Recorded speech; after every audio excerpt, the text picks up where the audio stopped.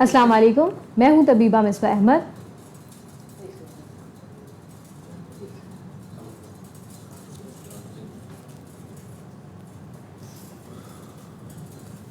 अस्सलाम वालेकुम, मैं हूं तबीबा मिसबा अहमद और मैं आज आप सबको खुशामदीद कहती हूं हमदर्द ज़िंदगी के फ़ोरम पे। आज जिस टॉपिक को हमने मुंतखब किया है उसमें न सिर्फ बहुत सारी माओं के लिए ये एक लम्हा फ़िक्रिया होता है और साथ साथ बच्चे भी जो हैं वो परेशानी का शिकार हो जाते हैं। जैसे कि आप जानते हैं कि हमने जो है वो आज टॉपिक लिया है बेड वेटिंग, जिसे हम मेडिकल टर्मिनोलॉजी में नॉक्टर्नल एन्यूरेसिस भी कहते हैं। और हमारे साथ जो है वो इस मौजू पर गुफ्तगू करने के लिए पैनलिस्ट में शामिल हैं डॉक्टर आसिम, जो कि MBBS है फ्रॉम डाउ यूनिवर्सिटी और FCPS है इन पीड्स और इन्होंने ट्रेनिंग हासिल की है सिविल हॉस्पिटल से। दूसरी हमारी पैनलिस्ट हैं तबीबा महानूर, ये BEMS हैं फ्रॉम हमदर्द यूनिवर्सिटी और साथ साथ कपिंग थेरेपिस्ट भी हैं और हमदर्द मतलब आरामबाग और हमदर्द मतलब नाज़माबाद में अपनी खिदमात अंजाम दे रही हैं। मैं दोनों पैनलिस्ट को खुशामदीद कहती हूँ और बहुत बहुत शुक्रिया अदा करती हूँ कि आप लोगों ने अपना टाइम निकाला और हमारे साथ जो है वो यहाँ इस प्लेटफॉर्म का हिस्सा बने हैं। तो अब हम बाकायदा अपना प्रोग्राम का आगाज़ करते हैं और सवालात का सिलसिला शुरू करते हैं। तबीबा महानूर, सबसे पहले मैं आपसे ये सवाल पूछना चाहूँगी कि अगर हम एक आम जो है वो जनरल पब्लिक को समझाना चाहते हैं कि बेड वेटिंग क्या है, तो आप किस तरह इसको डिफ़ाइन करेंगी? बेड वेटिंग जो है, छोटे बच्चे अक्सर रात को सोते में बिस्तर पर पेशाब कर देते हैं, इसको बेड वेटिंग कहा जाता है। ये इसको यूरिन इनकॉन्टिनेंस और नॉक्टर्नल एन्यूरेसिस भी कहते हैं। ठीक। अच्छा, अभी हमने एक जो है वो रिसर्च इस हवाले से जो है वो देखी कि 2019 में एक टर्शरी केयर हॉस्पिटल में एक रिसर्च कंडक्ट की गई जिसमें 1500 चिल्ड्रंस को काउंट किया गया और उसमें मेल और फीमेल का रेशो कुछ इस तरह था कि 530 जो है वो मेल्स थे और 930 फीमेल्स थी। लेकिन जब इसका डिजीज़ का रेशो देखा गया है नॉक्टर्नल एन्यूरेसिस या बेड वेटिंग का, तो मेल्स में जो है वो 70% मेल चाइल्ड्स में इसका रेशो आया। अब इसी को हम आगे जो है वो बढ़ाते हुए पूछते हैं कि डॉक्टर आसिम, क्या इसमें जेंडर की जो है वो कोई डिफ्रेंसिएशन है और अगर हम इसकी टाइप्स की तरफ जाएं तो क्या इसकी डिफरेंट टाइप्स हैं, इसके बारे में थोड़ा सा हमें बताइए। पहले तो शुक्रिया अदा करूंगा बिकॉज ये बहुत इंपॉर्टेंट टॉपिक है। ऑल्दो बहुत टॉपिक डिस्कस नहीं होता, लेकिन ये बहुत इंपॉर्टेंट टॉपिक है जो बहुत से बच्चों की सेल्फ स्टीम को तबाह कर देता है। ठीक है, तो सबसे पहले तो थैंक यू हमदा कि इस टॉपिक को सिलेक्ट किया गया और इस पे डिस्कशन रखी गई। अच्छा, इसकी बेसिकली जो है ना वो दो टाइप्स होती हैं, एक प्राइमरी एन्यूरेसिस कहलाती है और एक सेकेंडरी एन्यूरेसिस कहलाती है। प्राइमरी का मतलब यही है, लफ्ज़ से ही जाहिर है कि बेसिक वजह, और सेकेंडरी का मतलब यही है कि कोई दूसरी वजह से ये प्रॉब्लम होगी। प्राइमरी एन्यूरेसिस, सेकेंडरी एन्यूरेसिस दोनों ही हमारे पास मौजूद हैं। जो मेजर बल्क है वो प्राइमरी एन्यूरेसिस का ज़्यादा है। सेकेंडरी एन्यूरेसिस का बर्डन भी मौजूद है, बट वो कोई ना कोई वजह है, उस वजह को ट्रीट कर दिया जाता है तो वो चीज़ बेहतर हो जाती है। ठीक है, प्राइमरी का मतलब यह है कि बच्चा कभी भी अपने यूरिन पे कंट्रोल कर ही नहीं सका। ठीक है, सेकेंडरी में यह होता है कि पहले उसका कंट्रोल था, लेकिन कुछ अरसे तक वो कंट्रोल रहा, चाहे 6 महीने हो, साल हो, 1.5 साल हो, 2 साल हो, उसके बाद एकदम से उसने वापस कंट्रोल अपना खो दिया। अगर उसने कंट्रोल रखा ही नहीं तो वो प्राइमरी की तरफ जाएगा और बाद में प्रॉब्लम्स हुई तो वो अल्टीमेट सेकेंडरी ही होगा। ठीक है, अगर उसने कंट्रोल नहीं रखा तो उसकी भी सेकेंडरी वजूहात हो सकती है, नो डाउट, बट वो कहलाएगा प्राइमरी। ठीक, क्योंकि उसने बेड वेटिंग को कभी रोका ही नहीं, उसने अचीव ही नहीं किया कंट्रोल। अचीव करने के बाद एक चीज लॉस कर दी तो वो सेकेंडरी एन्यूरेसिस में। ठीक, अब इसकी डिफरेंट टाइप्स हैं, उसमें फिर आगे हम अभी डिटेल में फिर जाएंगे। ठीक है। अच्छा तबीबा महानूर, मुझे आप ये बताइएगा कि हम बेड वेटिंग की बात करते हैं तो डेफिनेटली कोई भी जब बीमारी हो रही होती है तो पीछे कोई ना कोई कॉज होता है। तो अगर हम इसकी कॉजेज़ के हवाले से देखें कि क्या वजूहात हैं जिनकी वजह से बच्चे इस तकलीफ़ में जो है वो आ जाते हैं, तो उसकी क्या कॉजेज़ हैं उसको थोड़ा सा मोस्ट कॉमन कॉज जो है, छोटे बच्चों का जो ब्लैडर है, ब्लैडर के जो मसल्स होते हैं, डिट्रोसर मसल्स, वो थोड़े वीक होते हैं और अनडेवलप होता है थोड़ा सा कनेक्शन ब्लैडर और ब्रेन का, जिसकी वजह से ब्रेन जो है सिग्नल्स बहुत अच्छे तरीके से नहीं सिग्नल्स प्रोवाइड कर रहा होता ब्लैडर तक, जो कि बच्चे को सेंस करे, फीलिंग आए कि उसको यूरिन पास करना है तो वॉशरूम जाए, तो इस वजह से वो बेड वेटिंग का शिकार हो जाता है। इसके अलावा दूसरे कॉजेज़ भी हैं। एक और ज़्यादा जो मोस्ट कॉमन कॉज सामने नज़र आता है, excessive use of caffeine. Caffeine अगर जिन चीज़ों में बहुत ज़्यादा मौजूद होता है, लाइक कोल्ड ड्रिंक है, टी है, कॉफ़ी है, चाय कॉफ़ी का इस्तेमाल अगर जिन घरों में बहुत ज़्यादा होता है सोने के टाइम से पहले थोड़ा सा या शाम में, तो ऐसे बच्चों को भी जो है ये डायूरेटिक इफेक्ट आ जाता है कैफीन के इस्तेमाल करने से। इसके अलावा एक हार्मोन होता है ADH, एंटी डायूरेटिक हार्मोन, जिसकी डेफिशिएंसी से भी जो है डायूरेसिस वाला इफेक्ट आ जाता है। नॉर्मली ये जो ADH हार्मोन होता है बॉडी प्रोड्यूस करता है और इससे जो है डायूरेसिस होती है, और अगर ये डेफिशिएंट हो जाए, थोड़ा सा कम हो जाए बॉडी में, तो ये नाइट टाइम पे जो है बेड वेटिंग करवाता है। अच्छा, इसमें मैं एक सवाल ये पूछना चाहूँगी जो बड़ा है कि माएँ बच्चों को अक्सर जो है टॉफ़ीज़, कैंडीज़, चॉकलेट्स खिला देती, तो क्या उसका इससे कोई कनेक्शन बनता है, क्या उसका इफ़ेक्ट है कोई? एग्जैक्टली इससे ये होता है कि ये बहुत हेल्दी डाइट तो नहीं है, और इससे ये भी होता है कि मल्टीपल और भी जो है मसले मसाइल स्टार्ट हो जाते हैं, लाइक इंटेस्टाइनल वॉर्म्स वगैरह। फिर इसका भी रिलेशन है जो कि फर्दर डिस्कस करेंगे। ठीक है, ठीक। अच्छा डॉक्टर आसिम, मैं आपसे ये सवाल पूछना चाहूँगी कि हम इसको कैसे डिफ्रेंशिएट करें कि ये एक हेल्थ इशू है या ये बच्चा जो है वो एक होता है ना ज़िद में या थोड़ा सा लापरवाही में बच्चों की हैबिट बन जाती है, या ये वाकई कोई जो है वो डिजीज़ होती है जिससे बच्चा गुजर रहा होता है और इस तकलीफ में आता है? अच्छा, ये जो आपका बहुत वैलिड क्वेश्चन है, इसको थोड़ा सा मैं उससे पहले कुछ बताना चाहता हूँ। देखिए, ये एक नॉर्मल बात है कि जब बच्चा पैदा होता है और अप टू 3 साल, 3.5 साल, 4 साल उसका कंट्रोल नहीं है, एक नॉर्मल सी बात है। अक्सर क्लिनिक्स में हमारे पास ये प्रॉब्लम्स आती हैं। अभी रिसेंटली 2 दिन पहले ही मेरे पास एक पेशेंट आया, उसका बच्चा 3.5 साल का है और वो बेड वेटिंग नहीं खत्म कर रहा। उसका प्रॉब्लम यही था कि भाई कंट्रोल हो गया था, लेकिन 3-4 महीने 5 महीने रहा, उसके बाद अगेन उसने खो दिया। तो क्या ये डिजीज है? सबसे पहले हमें ये डिफाइन करना है कि ये डिजीज है या एक नॉर्मल फिनोमेना है। देखिए, normally up to 5 to 6 years ये रिकमेंडेशंस में मौजूद है। नॉर्मल एज माइलस्टोन 3 years है, 3.5 year। आइडियली 3.5 years तक 78% बच्चे कंट्रोल हासिल कर लेते हैं, ठीक है। लेकिन देखिए, कंपैरिजन बच्चों में करना एक तो बहुत ही गलत बात है, मैं इसको बिल्कुल निगलेक्ट करूंगा। बच्चों को कंपेयर नहीं कीजिएगा कि मेरे इस बच्चे ने 2.5 साल में बताना शुरू कर दिया था, ये 4.5 साल का हो गया है तो इसने नहीं बताया, तो इसका मतलब है ये तो है ही मसला। तो मैं दुनिया के बड़े से बड़े डॉक्टर को भी इसको दिखाऊंगा, बिकॉज जीपी ने मुझे बोला कि भाई, या छोटे मैंने स्पेशलिस्ट को दिखाया, उसने बोला ये मसला नहीं है, ये 5 साल तक देख लेंगे। मुझे तो यकीन नहीं आ रहा। अप टू 5 years ये नॉर्मल सी बात है। काइंडली बच्चों को और खुद को इस चीज में प्रेशराइज नहीं करें, ठीक। अब बात आ गई कि क्या वाकई 5 साल तक अगर बच्चों कंट्रोल नहीं कर रहे तो हम बैठे रहेंगे? देखिए, बात यह है कि प्राइमरी और सेकेंडरी इसीलिए रखे गए। अगर कोई और मसला नहीं है बच्चे को, मींस यूरिन करने में कोई प्रॉब्लम नहीं है, उसको कोई फीवर नहीं है, कोई बज़ाहिर जो एक्सटर्नल जेनिटेलियाज होते हैं उसमें कोई प्रॉब्लम नहीं है, कोई उसकी साइकोलॉजिकल स्ट्रेस उसके पास मौजूद नहीं है, कोई और साइकोलॉजिकल डिसऑर्डर्स जिसमें अटेंशन डेफिसिट डिसऑर्डर्स हैं, ऑटिज्म है, इस टाइप के कोई डिसऑर्डर्स हैं, बाज़ वक़्त कुछ डिजीजेस होती हैं, कुछ ड्रग्स चल रही होती हैं, तो अगर उनमें से कोई फैक्टर नहीं है और बच्चा नॉर्मल बिहेव कर रहा है, तो ये मोस्ट प्रोबेबली प्राइमरी एन्यूरेसिस है, जो वक्त के साथ साथ आफ्टर मोस्ट प्रोबेबली 5 years के बाद सेटल हो जाएगा, ठीक। लेकिन अगर बच्चे को इन फैक्टर्स जो मैंने भी डिस्कस किए, इनमें से कोई भी फैक्टर है, तो फिर तो हमें 3 साल का भी इंतजार नहीं करना ना। फिर तो हमें अगर 1.5 साल में या 2 साल में कोई भी प्रॉब्लम एड्रेस हो रही है, बर्निंग मिक्चुरेशन है, डिफिकल्टी है, स्ट्रीम सही नहीं है, कोई और साइकोलॉजिकल स्ट्रेस हमें दिख रहा है, तो फिर हम ये थोड़ी वेट करेंगे कि 3 साल होगा तो ही मैं इसको लेबल करूंगा, और उससे पहले मैं लेबल नहीं करूंगा क्योंकि डॉक्टर साहब ने ही बोला था कि 3 साल तक ये नॉर्मल है। तो यही वो चीज है कि अगर कोई फैक्टर नहीं है और बच्चा बेड वेटिंग कर रहा है, तो अप टू 5 years तक हम इसको नॉर्मल लेबल करते हैं, ठीक है। लेकिन हमें 3 साल के बाद असेसमेंट करनी है। असेसमेंट नॉर्मल है तो नो प्रॉब्लम, वो अप टू 7 years भी गेन कर लेगा।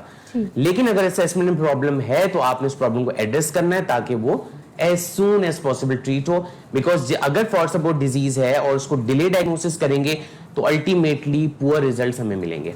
अच्छा, अब इसमें एक ही सवाल आता है कि टॉयलेट ट्रेनिंग हम लेके चलते हैं बच्चों को, तो उसमें भी जो है वो अब अर्ली स्कूल्स पे भेजना शुरू हो जाते हैं, देन टॉयलेट ट्रेनिंग का प्रोसेस जो है वो थोड़ा डिस्टर्ब होता है क्योंकि आप बच्चा जो है वो 24 आवर्स मदर के साथ नहीं है। तो इसमें जो है वो किस तरह से हम देखते हैं बेड वेटिंग को, इससे किस तरह कनेक्ट करते हैं? देखिए, वन थिंग वेरी इंपॉर्टेंट, आजकल सॉरी टू से माँ बाप को बुरा लगे या जो भी लगे, हमने बच्चों से जान छुड़ाने की कर ली है। एग्जैक्टली। कहीं भी ना हमारे दीन में कहीं लिखा हुआ है और ना ही हमारे मेडिकल टर्म्स में कहीं लिखा हुआ है कि इमेच्योरली आप बच्चे को किसी बर्डन पे डाल दें। एग्जैक्टली। जब तक बच्चा अपने साइकोलॉजिकली फिजिकली मेच्योर नहीं होता, आप उसको एक्टिविटीज में नहीं डालें जो बर्डन मॉन्टेसरीज खोल दी गई हैं और पता नहीं बहुत कुछ हो चुका है। बिल्कुल। काइंडली बच्चे को अपना टाइम दें। जब तक बच्चा अपना साइकोलॉजिकली मेच्योर नहीं हो, काइंडली उसको इन स्कूल से इन चीजों से दूर रखें। मैं ये नहीं कह रहा कि एक्टिविटीज में नहीं डालें जी। आप उसको घर में उठा के रखें शोकेस में, ऐसे नहीं है। उसको एक्टिविटीज हेल्दी एक्टिविटीज में रखें। देखिए बच्चा माँ बाप के साथ सबसे ज्यादा अटैच होता है। टीचर्स उसके लिए इनिशियली स्ट्रेंजर्स होते हैं। बिल्कुल। स्ट्रेंजर्स एंजाइटी एक बहुत बड़ा कॉज है इस एन्यूरेसिस का। बहुत से बच्चे होते हैं, प्रॉब्लम्स आती हैं कि बच्चा जब तक घर में था तब तक बिल्कुल सही था, यहाँ स्कूल गया है और वहां से कंप्लेंट्स आने शुरू हो गई हैं कि भाई क्लास में ये बैठे बैठे या खड़े खड़े वेट हो जाता है। तो उसमें क्या है, तो वो टीचर्स उसको कंप्लेन लिख के देंगी, घर में लेटर आएगा पेरेंट्स को कि इसको कोई मसला है। देखिए यहाँ पे बच्चे की साइकोलॉजी तबाह हो गई। बिल्कुल ठीक है। हमारे पास मास्टर में एक बड़ी प्रॉब्लम यह है कि इन चीजों को सॉरी टू से हवा बना दिया जाता है। अगर ये प्रॉब्लम है, पहली तो बात ये प्रॉब्लम होती नहीं है, इसको प्रॉब्लम बना दिया जाता है। अगर ये प्रॉब्लम बना दिया जाता है तो उस बच्चे को दुनिया का कोई अलग तरीन शख्स बना के साइड में कर दिया जाता है कि तुम्हारे साथ ये प्रॉब्लम है। वो बच्चा अपने आप ही मर जाता है। बिल्कुल। और इसमें कसूर हमारे माँ बाप का, हमारी सोसाइटी का और हमारे इथिक्स का है। हम एक मुस्लिम कंट्रीज में होते हुए भी इस प्रॉब्लम्स का शिकार हैं और हम बातें दूसरों पे करते हैं, तो ये हमारे सिर्फ शेम है और कुछ भी नहीं है। काइंडली ये डिजीज अगर फॉर सपोज है, पहली बात मोस्टली 90% प्राइमरी होती है, प्राइमरी डिजीज नहीं है। उसमें फैक्टर्स हैं, साइकोलॉजिकल फैक्टर्स हैं, प्राइमरी फैक्टर्स है, ट्रेनिंग नहीं है, साइकोलॉजिकल स्ट्रेसेस हैं। हमारी सोसाइटी में सोशल प्रॉब्लम्स इतने हैं कि आपकी सोच है। हमने गायनी में काम किया हुआ है, वहां पे सोशल जब हम प्रॉब्लम्स देखते हैं, सेपरेशंस और पता नहीं क्या कुछ फर्टिलिटी इश्यूज, 1000 घर मिनटों के अंदर तबाह होते हैं, तो वहां पे बच्चों की सेल्फ स्टीम आधी हो जाती है। और जब उनके साथ ये प्रॉब्लम्स आते हैं तो फिर उनको एड्रेस किया जाता है। एड्रेस भी तरीके से नहीं किया जाता। आधी स्टीम घर वालों ने खत्म कर दी, आधी स्टीम डॉक्टर्स ने खत्म कर दी, बाकी सोसाइटी ने पूरा खत्म कर दिया। ठीक। अच्छा, अब तबीबा मालूम, मैं आपसे पूछना चाहूंगी, क्या बेड वेटिंग का प्रोसेस जो है वो एज डिपेंडेंट है? कब जो है वो हम एक्सपेक्ट करते हैं कि बच्चा जो है वो अब इस डिजीज से जो है वो निकल जाएगा और कब इस चीज को स्टॉप कर देगा, या ये एज से जो है वो रिलेटेड नहीं होता है? एज रिलेटेड है बिल्कुल। जैसे कि डॉक्टर आसिम ने स्टार्टिंग में ही ये बात डिस्कस की कि 5 साल तक अगर बच्चा बेड वेटिंग का शिकार है तो इसको नेचुरल और नॉर्मल फिनोमिना समझा जाएगा, और अगर 5 साल के बाद भी अगर बेड वेटिंग का शिकार है तो फिर लाजमी सी बात है डॉक्टर से कंसल्ट करना बहुत ज़रूरी होगा। ठीक। अच्छा, बेड वेटिंग में कोई ऐसा क्या अलार्मिंग साइंस होते हैं कि हमें ये खदशा होना शुरू हो जाए कि भाई ये बच्चा जो है वो किसी डिजीज़ का शिकार हो रहा है, या ये कभी नॉर्मल चीज़ चल रही है? अगर बार बार पेशाब कर रहा है बच्चा, एक दफ़ा करने के बाद दोबारा कर लिया, इसके बाद थर्ड टाइम कर लिया, तो यकीनन उसको फिर लैब इन्वेस्टिगेशन की जरूरत है। दिन भर में उसने दिन भर में कर रहा है, किया, देन वॉश करवा दिया मदर ने, देन दोबारा किया, या आप इस तरह कर रहे हैं? Yes exactly. फिर वो जो थोड़ा सा उस पर एस्पेक्ट होता है कि डायबिटीज़ तो आया नहीं है। ठीक। अच्छा, डायबिटीज़ के हवाले से क्या डायबिटीज़ का रिलेशन बनता है कि अगर हम एक डायबिटिक मदर है और उसने एक बेबी उससे बॉर्न हुआ है, ये एक फैक्टर, या फिर जो है वो फैमिलीज़ में डायबिटीज़ रन कर रही है और बेटा कोई बच्चा जो है वो बेटा या बेटी जो भी उनकी बर्थ होती है, तो क्या बच्चा जो है वो इस सिनेरियो में बेड वेटिंग की तरफ जाता है? अच्छा, सबसे पहले तो बड़ा मिस कॉन्सेप्ट है कि हमें डायबिटीज के मुताबिक जो पता है वो हम समझते हैं शुगर इज डायबिटीज। ठीक। एक और डिजीज होती है डायबिटीज इंसिपिडस। ठीक, वो बिल्कुल शुगर नहीं होती। बिल्कुल। ठीक है। और नॉक्टर्नल एन्यूरेसिस की कॉमन कॉज में एक कॉमन कॉज डायबिटीज इंसिपिडस है, डायबिटीज मिलाइटिस नहीं है। ठीक है। तो अब हम आम लोगों को अगर समझाना चाहें, मैं आपको बताता हूँ इसमें होता क्या है कि बेसिकली ये डायबिटीज इंसिपिडस 2 तरह की डिजीज होती है। या तो इसका रिलेशन ब्रेन से होता है या इसका ताल्लुक किडनी से होता है। बेसिकली कंसर्न, अगर सादे लफ्जों में ज़ाहिर मैं इसकी डायवर्सिटी में गया तो बिल्कुल बात नहीं समझ आएगी। सादे लफ्जों में ये बोलूं कि कंसंट्रेशन और डाइल्यूशन का डिफरेंस है। किडनी या दिमाग के तौर पे सिग्नल्स नहीं आते, जिसकी वजह से यूरिन कंट्रोल नहीं है, यूरिन की अमाउंट ज्यादा बन रही होती है, जिसको पॉलीयूरिया फॉर्स कहते हैं। ठीक है। बेसिकली एक थैली है, उसकी अमाउंट 300 ml है। इस डिजीज के अंदर यूरिन एक्स्ट्रा बन रहा है, 500 ml बन रहा है। प्रेशर इफेक्ट से ही स्पिंटर्स आपके खुल जाते हैं। देखिए, एक चीज ओवरलोड होगी तो अल्टीमेट उसने या तो फट के बाहर निकलना है या वो वैसे ड्रिबल कर जाएगी। ठीक है, जो एक कॉमन टर्म सी बात है।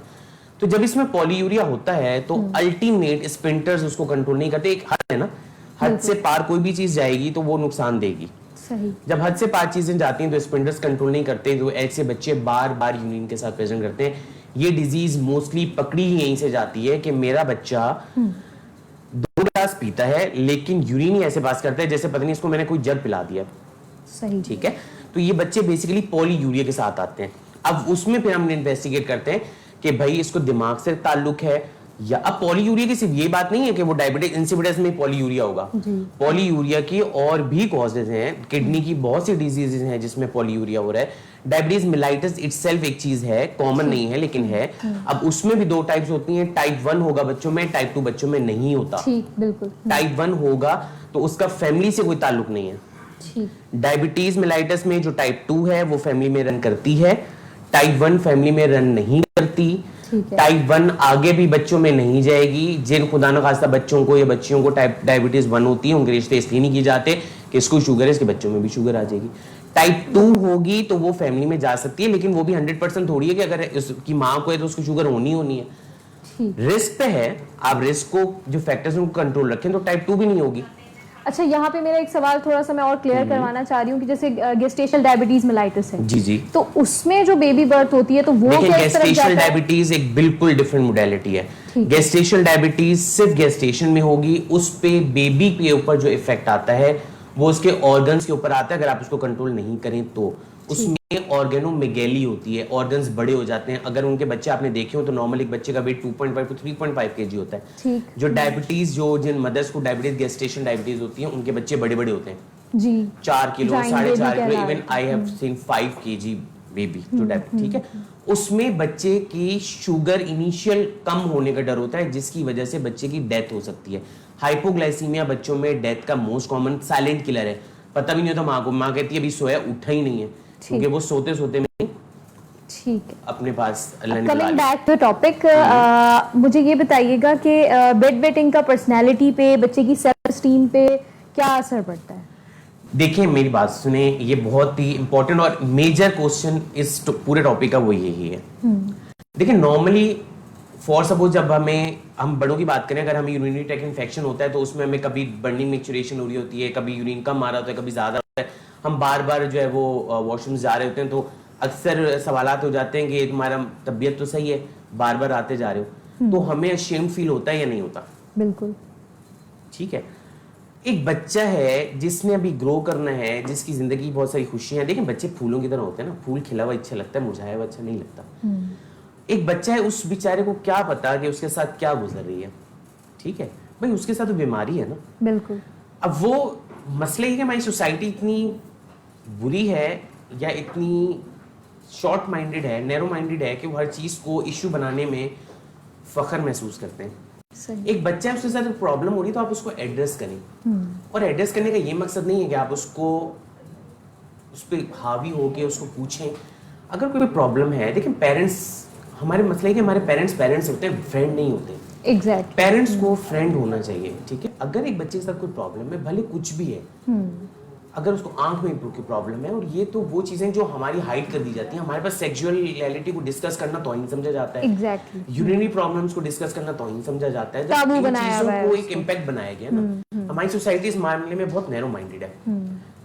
अगर कोई प्रॉब्लम है तो आप बच्चे से डिस्कस करें कि बच्चे प्रॉब्लम क्या है। देखिए, बच्चा आपको कंप्लीट नहीं बताएगा, आपको सिम्टम्स मिलेंगे, आप उसको बोलेंगे ठीक है जो भी है आप बताओ, आप उसके साथ जाएं वॉशरूम में, उसको कॉन्फिडेंस मिले। देखिए, बच्चे को बहलाना कोई मसला नहीं होता, बच्चा डरता है। हमारी सोसाइटी की वजह से इम्पैक्ट ऐसे, आप उसको जब डर खत्म कर देंगे तो आपको चीजें शेयर करेगा।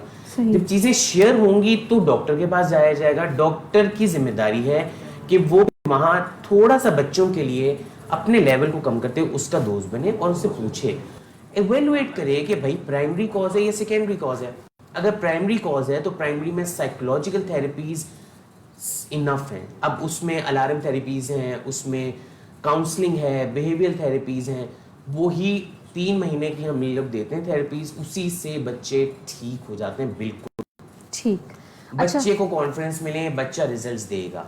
बच्चे को कॉन्फिडेंस में नहीं लेंगे, बच्चा डर के मारे कुछ नहीं बताएगा, डिजीज प्रोग्रेस होती चली जाएगी और अल्टीमेट रिजल्ट हमें बुरे मिलेंगे। सेकेंडरी है तो उसके मैंने आपको पहले बता दिया, यूरिनरी ट्रैक्ट इन्फेक्शंस हैं, स्टोन्स हैं, पोस्टीरियर वेल डिजीजेस हैं, बाद स्ट्रिक्चर्स होते हैं, किडनी प्रॉब्लम्स होती हैं, बाद में कंजेनिटल किडनी डिजीजेस होती हैं, तो भाई वो तो एक सेकेंड कॉजेज हैं, वो एड्रेस हो जाएंगी तो उसके मुताबिक ट्रीटमेंट होगी। अब वो ट्रीटमेंट मोडेलिटीज डिफरेंट है। ठीक, थैंक यू डॉक्टर साहब। अब मानूर, मैं आपसे ये सवाल पूछूंगी कि क्या पेरेंट्स जो है वो इस बीमारी को और अपने बच्चे को हेल्प करने के लिए पेरेंट्स क्या रोल प्ले कर सकते हैं, उनकी क्या जिम्मेदारी बनती है अपने बच्चों के लिए? पेरेंट्स सबसे पहले जो है बच्चों को स्टार्टिंग में जैसे कि हमने बात की कि ट्रेनिंग दी जाए, टॉयलेट ट्रेनिंग दी जाए, उनको रात को बेड पे सुलाने से पहले उनको वॉशरूम लेकर जाया जाए, एक दफ़ा वो यूरिन पास करके आएँ, ठीक है। फिर उनको रैंडम एक आध दफ़ा नींद से उठा के वॉशरूम लेकर जाया जाए ताकि उनकी थोड़ी सी प्रैक्टिस हो। फिर इसके अलावा बेड टाइम पे जाने से पहले शाम के वक्त से ही थोड़ा पानी जो है वो थोड़ा कम दिया जाए, डे टाइम में उसकी जो है कंजम्पशन है वो थोड़ी पूरी कर ली जाए। इसके अलावा फ्रेश जूसेस, फ्रेश जो वो है फ्रूट्स हैं हमारे पास, खीरा है, ककड़ी है, इस तरह की चीज़ों से अवॉइड करवाया जाए रात के टाइम पे, क्योंकि इनके अंदर भी वाटर कंटेंट बहुत ज़्यादा है, डायग्रेसिस करवाएंगे। एग्जैक्टली वही बात है, चाय कोल्ड ड्रिंक ये चीज़ें भी उस वक्त ना दी जाएं जब वो सोने के टाइम पे जाए। इसके अलावा बच्चे को थोड़ा सा मोटा पैंट पहनाया जाए, उसका बिस्तर गर्म होना चाहिए। अगर वो रात भर पेशाब नहीं करता तो अगले दिन उसे रिवार्ड दिया जाए, इस चीज़ का कोई गिफ्ट दिया जाए ताकि वो बच्चा खुश हो जाए, इनकरेज फील करे कि जो है हमने मैंने नहीं किया। ठीक। अच्छा डॉक्टर साहब, मुझे ये बताइएगा कि क्या बच्चों के पेट में जो कीड़े हो जाते हैं या जो बच्चे attention deficit hyper activity disorder ADHD का शिकार होते हैं, तो क्या उसका रिलेशनशिप बनता है बेड वेटिंग से? बिल्कुल। देखिए, प्रॉब्लम ये है कि ADHD से रिलेशन आपने मुझसे पूछा, पैरासाइट से रिलेशन पूछा, ठीक है। जो पिनवर्म्स होते हैं ना, बेसिकली इंट्रोबियस वर्मिकुलरिस जो पिनवर्म्स हैं, इनका रिलेशन बिल्कुल मौजूद है। आपकी इन्वेस्टिगेशंस भी मौजूद हैं, रिसर्चेस भी मौजूद है। बेसिकली होता क्या है, ये होते हैं बेसिकली एनल साइड पे, ठीक है।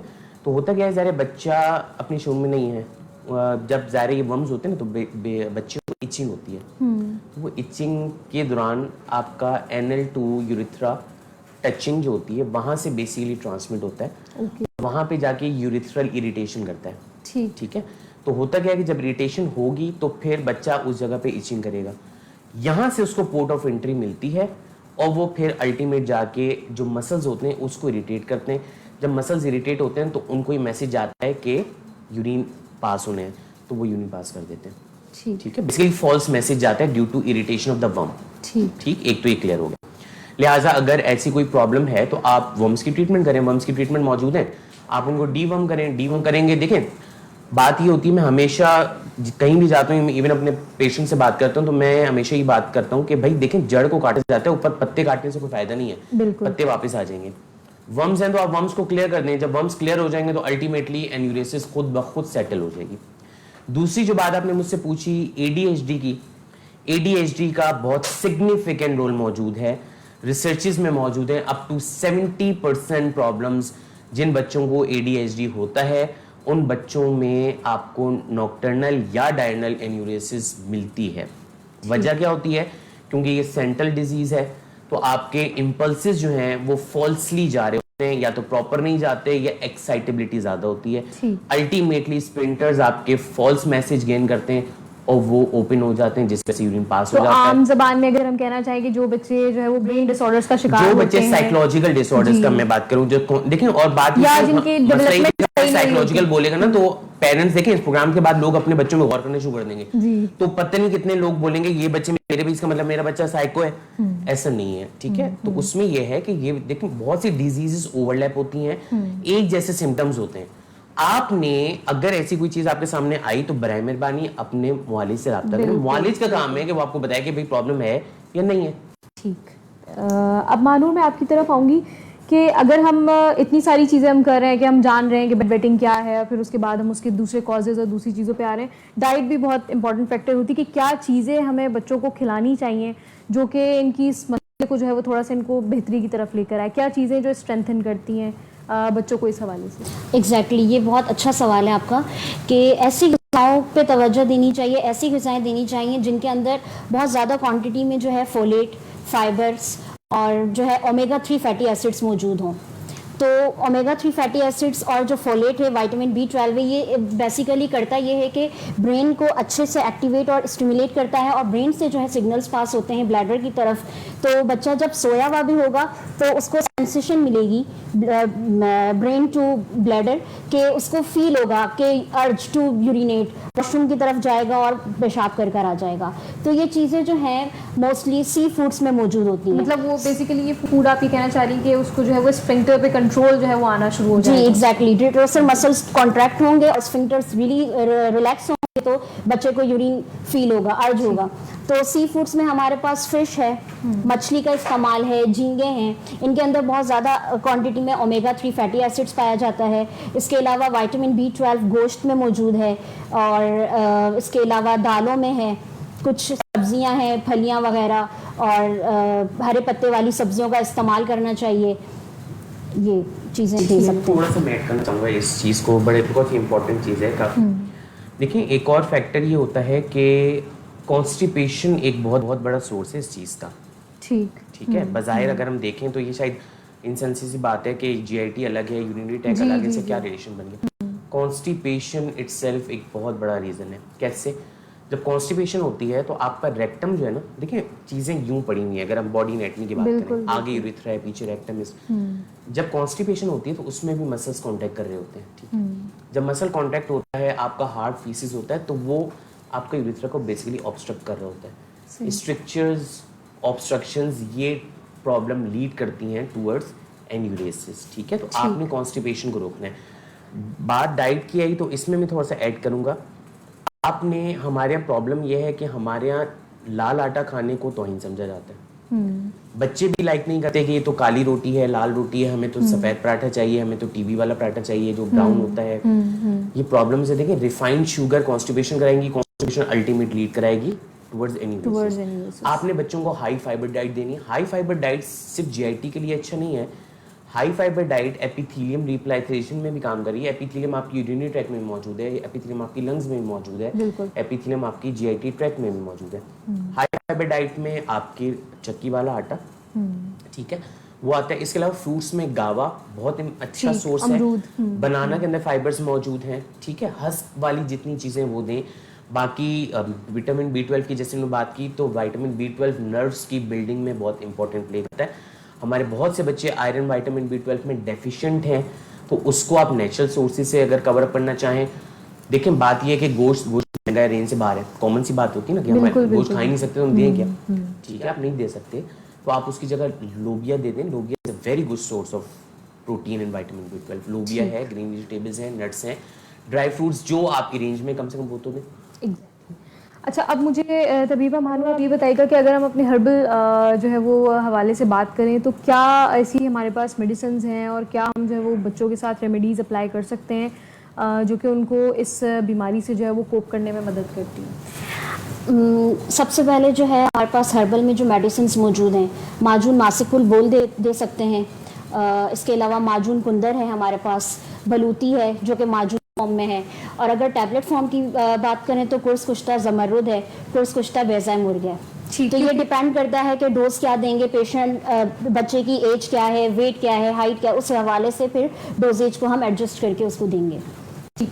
अच्छा, अगर हम बात करें कि लैब इन्वेस्टिगेशंस, तो लैब इन्वेस्टिगेशंस जो है वो इसमें हमें क्या करवानी चाहिए या पेरेंट्स, क्योंकि अक्सर ऐसा होता है कि डॉक्टर्स जो है वो गैर ज़रूरी टेस्ट लिख के दे देते हैं और पेरेंट्स को पता नहीं होता, वो इधर उधर जो है वो टेस्ट करवा रहे होते हैं। तो कौन से टेस्ट हैं जो ज़रूरी है, कौन से टेस्ट हैं जिनको जो है वो इग्नोर करना चाहिए? देखिए सबसे पहले टेस्ट आएंगे, देखिए प्राइमरी के अंदर तो आपकी साइकोलॉजिकल असेसमेंट है जो DSM-5 क्राइटेरिया के थ्रू आप कर निकल आती है। ठीक है, तो प्राइमरी एक अलग डिबेट है।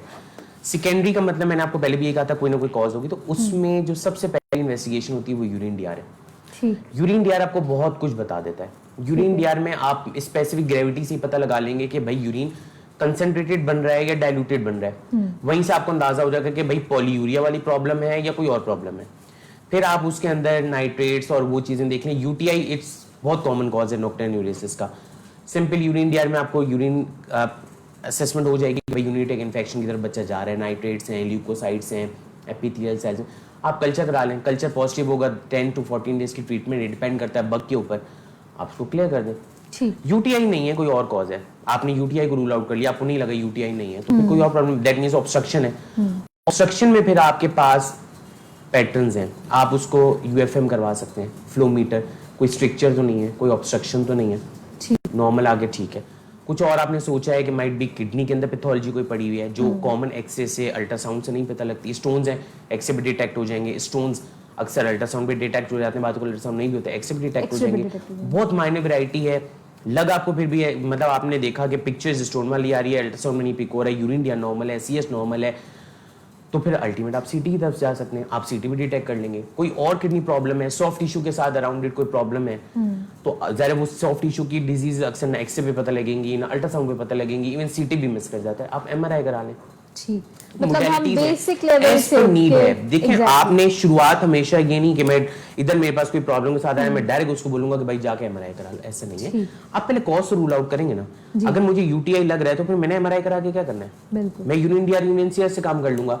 अब मुझे लग रहा है कि भाई यूटीआई का प्रॉब्लम नहीं है, ऑब्स्ट्रक्शन का प्रॉब्लम है, तो मैं यूरिन फिर भी लाजमी कराऊंगा। अब मैं यूरिया क्रिएटिनिन इलेक्ट्रोलाइट्स भी कराऊंगा कि किडनी इफेक्टेड है या नहीं है, किडनी इफेक्ट है या पाथवे इफेक्ट है, आपको यहाँ से पता लग गया, तो फिर उसके मुताबिक इन्वेस्टिगेशन कराऊंगा। अगर किडनी इफेक्टेड है तो मैं किडनी रिलेटेड कराऊंगा, अगर पाथवे रिलेटेड है तो मैं पाथवे के हवाले से इन्वेस्टिगेशंस कराऊंगा, तो चीज सामने आ जाएगी। ठीक, तबीबा मानूर, आप मुझे ये बताइएगा कि जब बच्चा इस बीमारी से गुजर रहा होता है तो उसकी पर्सनैलिटी पे जो है वो कितना असर पड़ता है इस चीज़ का, उसकी ओवरऑल जो उसका जो माइलस्टोन्स हैं, जो ग्रोथ का प्रोसेस है, या जो उसकी मेंटल डेवलपमेंट है, या उसकी जो एक होता है कि अपने आप को माशरे में लेके जिस तरह चलना होता है, लर्न कर रहा होता है बच्चा, तो उन चीज़ों पे कितना इफेक्ट पड़ता है इस चीज़ से? जैसे कि डॉक्टर आसिम ने स्टार्टिंग में बताया कि बच्चे के ऊपर बहुत ही बुरा गहरा असर पड़ रहा होता है। अगर उसे घर में भी, सोसाइटी में भी यही ताने सुनने को मिले कि तुमने पेशाब कर दिया, तुमने बिस्तर ख़राब कर दिया, तुमने अपने कपड़े ख़राब कर दिए, तो बड़ा अशेम्ड सा फील करता है,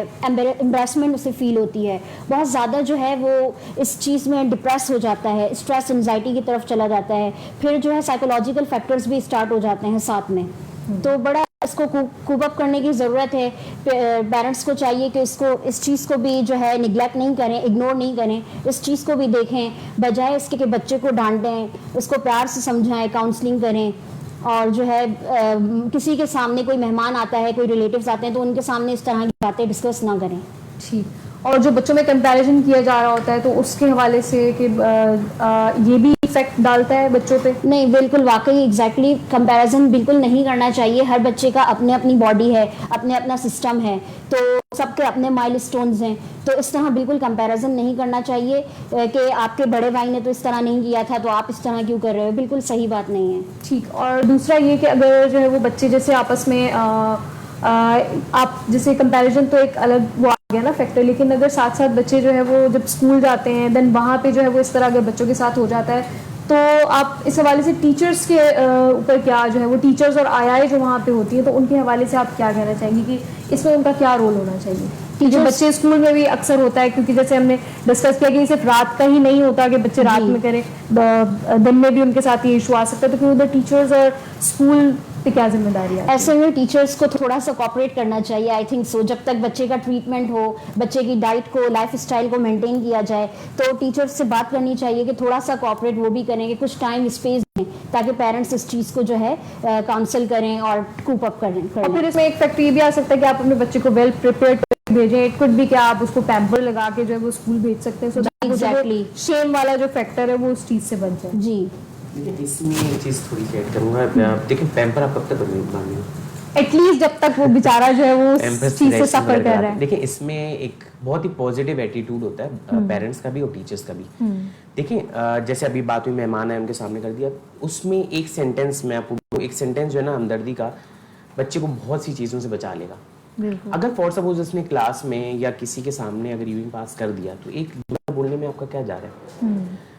कोई बोलता है ना क्या प्रॉब्लम, बच्चा है, बच्चा तो करेगा, बच्चे के ऊपर तो कंट्रोल एग्जैक्टली बड़े लोग बच्चे ये चीज सुनता है ना कि मुझे सपोर्ट किया है, तो आधा बच्चा वहीं ट्रीट हो जाता है। अगर बच्चे को ये बोलते रहेंगे क्या मुसीबत है, अभी मैंने पैम्पर बदला था, अभी मैंने कपड़े बदले, तो मैंने मुसीबत डाल दी, तो बोलेगा भाई मैं क्या मुसीबत किस जिंदगी में आ गया हूँ। आप खुद सोचें, एक छोटा सा स्ट्रेस आपकी लाइफ में हो, मैं आपकी बात अपनी बात करूं, मेरी ज़िंदगी में कोई स्ट्रेस हो, आपकी ज़िंदगी में स्ट्रेस हो, आप दुनिया में कहाँ सोचों में जाते हैं, कोई आपकी लिमिट नहीं होती।